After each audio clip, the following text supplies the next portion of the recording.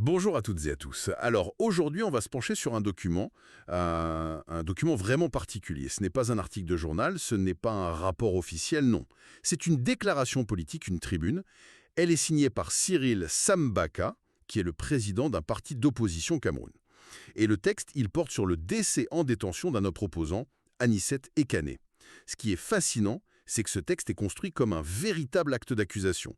Notre but, aujourd'hui, ça va être de se comporter un peu en enquêteur de la rhétorique, si on peut dire. On va démonter la mécanique de ce texte, pièce par pièce, pour comprendre comment l'auteur construit son dossier. Comment il essaie de nous convaincre que ce n'est pas une mort accidentelle, mais un meurtre d'État. C'est exactement la bonne approche.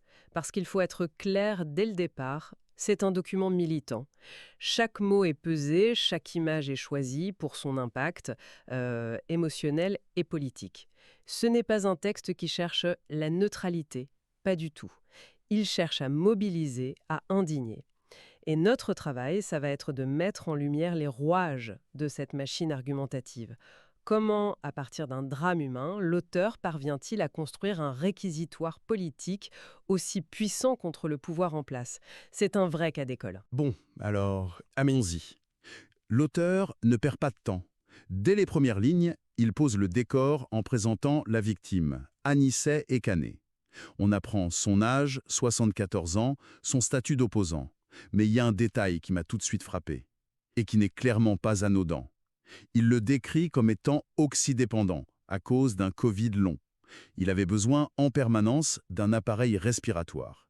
Ce n'est pas juste une information médicale, ça. C'est le point de départ de tout, non? Ah, mais c'est la clé de voûte de toute l'argumentation. En insistant sur cette vulnérabilité extrême dès le début, l'auteur fait quelque chose de très stratégique. Il sort immédiatement l'affaire du cadre purement politique. Oui, Pour la placer sur le terrain de l'humain, de la fragilité. Ce n'est plus un opposant a été arrêté. Non, c'est un homme de 74 ans qui ne peut pas respirer sans une machine a été arrêté. Et là, la perception change radicalement. Sa détention n'est plus une simple privation de liberté, ça devient, dans son récit, une mise en danger de mort, Immédiate. immédiate et consciente. Et il enfonce le clou avec un seul mot. Les autorités savaient. Ça change tout. Ça sous-entend que ce n'était pas une erreur, pas une négligence. Exactement. Ce mot est une bombe. Il transforme la négligence potentielle en un acte délibéré. Ils savaient signifie qu'ils avaient l'information et qu'ils ont choisi d'ignorer les conséquences. Des conséquences qui étaient prévisibles. L'auteur installe donc dès le début l'idée non pas d'un accident, mais bien d'une décision qui a mené à la mort. Et toute la suite du texte va découler de cette prémisse. C'est ça. Un homme vulnérable, dont la condition était connue, a été privé de ce qui le maintenait en vie. Ce qui nous amène logiquement au cœur de l'accusation. Il utilise une formule choc pour qualifier cette mort. Oui, Brutale, prévisible et évitable. Pour moi, le mot le plus lourd de sens des trois, c'est évitable. ah, vous mettez le doigt dessus, Brutal, c'est le résultat. Prévisible, c'est la négligence. Mais évitable, ça crie la culpabilité. Ça dit, ah, il y avait d'autres choix et vous avez pris le pire. c'est le pivot de son argumentaire. Et pour que cette accusation ne reste pas qu'une simple affirmation, il doit la prouver. Et il le fait en établissant une chaîne causale d'une simplicité redoutable. 1. Anicet Ekane a besoin d'un extracteur d'oxygène pour vivre. 2. Il est détenu dans des conditions sommaires et sans cet extracteur. 3. Il meurt. La conclusion, pour l'auteur, est inéluctable. Son sort était scellé dès l'instant où on l'a séparé de sa machine. C'est presque Mathématique. mathématique, voilà. Ce qui est habile aussi, c'est la façon dont il raconte les jours qui ont suivi l'arrestation. Il ne se contente pas de dire « il est mort ». Il décrit une sorte de brouillard, de confusion presque organisée. Il mentionne la rumeur de sa mort, qui circule, puis le démenti des avocats, et enfin la version officielle qui le dit en soins intensifs. C'est une construction presque cinématographique, non? On a l'impression d'être plongé dans l'angoisse de la famille. C'est une technique narrative très, très efficace. En recréant cette chronologie floue, il sème le doute sur la version des autorités avant même de la contredire. Il installe un climat de méfiance. Le lecteur se dit « si l'information est aussi confuse, c'est qu'on nous cache quelque chose ». Et ça prépare le terrain pour l'étape suivante de son argumentation. Qui est de dire Qui est de dire non seulement sa mort est le résultat direct de sa détention, mais cette détention elle-même était une décision injustifiable. exactement. Il pose la question « fallait-il le maintenir en détention ?» Et là, il ne se contente pas de critiquer, il propose. Il suggère des alternatives qui sonnent comme des évidences, une assignation à résidence, un retrait de passeport. Il cherche à démontrer que le but n'était pas de garantir qu'il se présente à la justice, mais de le briser. C'est une façon de dire que le pouvoir avait des options humaines et raisonnables, mais qu'il a sciemment choisi la voie de la dureté maximale. Et en affirmant qu'Ekane ne représentait aucune menace, il dépolitise la victime, Ah oui, c'est juste. pour mieux politiser l'acte du pouvoir. Il suggère que ce n'est pas une nécessité sécuritaire, mais un acte d'acharnement, un choix cruel. Il déplace complètement le débat du terrain légal, où le pouvoir pourrait argumenter, vers le terrain moral, où il est, selon l'auteur, indéfendable. Et il conclut cette partie en affirmant que cette décision a finalement précipité la détérioration de son état. Le lien de cause à effet devient alors une accusation formelle, presque judiciaire. Il anticipe même la défense du gouvernement en disant que toutes les explications du monde ne suffiront pas à dissiper les suspicions. C'est... Il verrouille son récit. Oui, il ferme la porte à double tour. Il verrouille, oui. En disant que le mal est irréparable, il coupe court à tout débat futur. Il ne dit pas il faut une enquête, il dit le verdict est déjà tombé dans la conscience publique. Et c'est là qu'on pourrait penser que l'accusation atteint son maximum. Mais non, pour l'auteur, l'acharnement continue même après la mort. C'est là que ça devient encore plus sombre. Oui, avec cette affaire d'autopsie. C'est un passage glaçant. L'auteur précise qu'elle a été imposée, réalisée malgré l'avis contraire de ses avocats et malgré l'opposition ferme et indignée de sa famille. Le pouvoir qui s'empare du corps du défunt, contre la volonté des siens. L'image est d'une violence. Inouï. Et l'auteur utilise une expression qui n'est pas choisie au hasard pour qualifier ça. Le fait du prince. Voilà. C'est une référence directe à la monarchie absolue, à une décision arbitraire du souverain. Une décision qui n'a pas à être justifiée et contre laquelle il n'y a aucun recours. En utilisant ces mots, il sort l'autopsie du champ médical ou légal. Ce n'est plus une procédure pour connaître la vérité, c'est un acte de pure domination. Et il pose la question qui sonne comme un défi, pour rechercher quoi ? Comme si la réponse était si évidente que l'autopsie ne pouvait être qu'une mascarade. Mais c'est le mot qu'il utilise ensuite qui m'a vraiment secoué. Il demande si le but était de supplicier encore davantage son corps. Attendez, le mot « supplicier », c'est incroyablement violent. C'est un basculement rhétorique majeur. On n'est plus dans la critique politique là. Non, on bascule dans une accusation de barbarie, de sadisme post-mortem. Le supplice, historiquement, c'est une punition infligée sur le corps du condamné, souvent publiquement, pour marquer le pouvoir. Utiliser ce mot ici pour une autopsie, c'est une hyperbole calculée.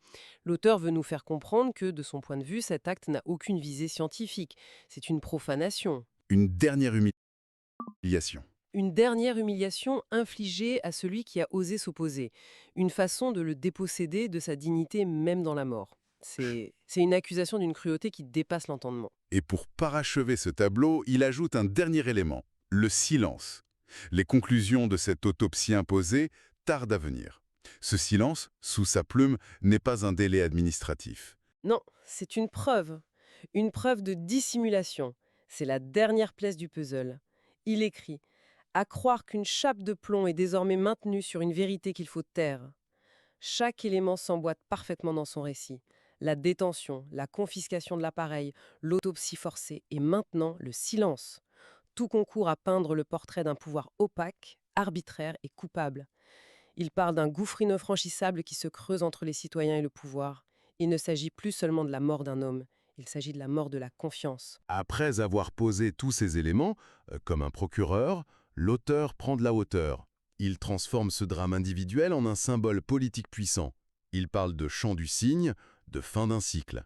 Et il revient sur la mort elle-même, en la décrivant de manière très physique, presque insoutenable. Il est mort à l'étouffer, à petit feu, en suffoquant. Cette insistance sur l'asphyxie, c'est une métaphore évidente, non? C'est une métaphore d'une puissance incroyable. La mort physique par manque d'air devient le symbole d'un système politique qui étouffe la contestation, qui prive ses opposants d'oxygène, au sens propre comme au figuré. Et c'est à ce moment précis que la transformation de la victime en martyr est achevée. Il va jusqu'à imaginer sa dernière pensée, en lui prêtant cette question bouleversante. Suis-je l'agneau sacrificiel sur l'autel de l'entêtement borné de ceux qui nous gouvernent? L'image de l'agneau sacrificiel, c'est d'une force symbolique immense. On pense à l'innocence sacrifiée pour satisfaire l'orgueil d'un pouvoir. Et ce qui est fascinant, c'est que cette tactique de transformer une victime en martyr est un grand classique de la communication d'opposition face à un régime perçu comme autoritaire.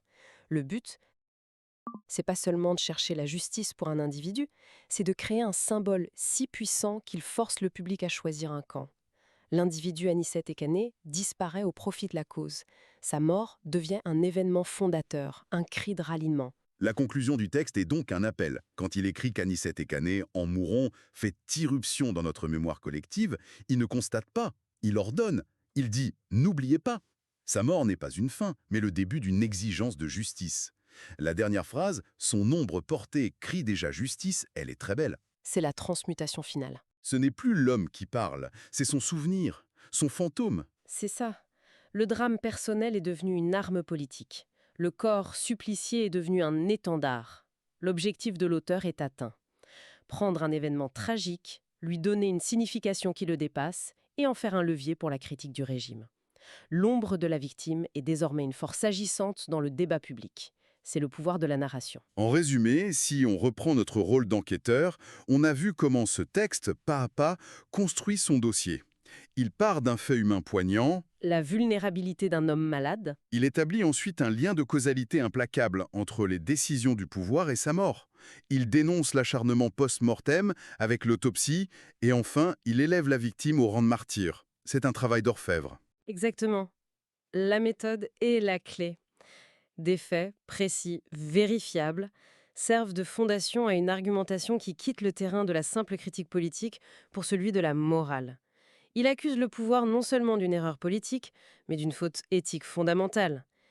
Et le mystère que l'auteur accuse le pouvoir d'entretenir autour de l'autopsie vient cimenter cette accusation, transformant la suspicion en une quasi-certitude pour le lecteur. Ça laisse une impression très forte. On a décortiqué la technique, mais le fond reste cette histoire d'un homme de 74 ans, mort en détention, privé de son oxygène. Et ça pose une question qui dépasse largement ce cas. Oui, et c'est peut-être là-dessus qu'il faut rester. Le texte présente Anicet Ekane comme un agneau sacrificiel. Au-delà des spécificités de cette affaire, ça nous renvoie à une question universelle. À quel moment la détention d'un opposant politique, quelles que soient les charges, cesse-t-elle d'être une simple procédure judiciaire pour devenir un acte politique? Où se situe la ligne invisible où la justice devient un instrument pour réduire un adversaire au silence? C'est une question terriblement concrète et ce texte nous la jette au visage.